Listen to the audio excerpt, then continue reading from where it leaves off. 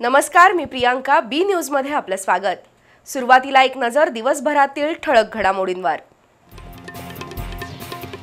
स्वामित्व योजनेमुळे मिळकती संबंधित वाद संपुष्टात येतील, खासदार धनंजय महाडिक यांचा विश्वास.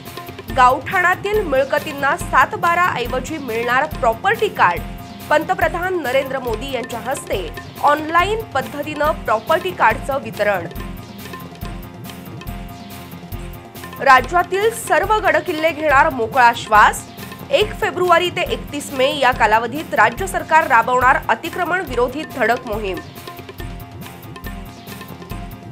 आता एसटीचा प्रवास होणार सुलभ आणि गतिमान.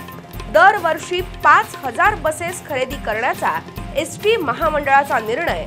उत्पन्न वाढीचे विविध मार्ग अवलंबणार.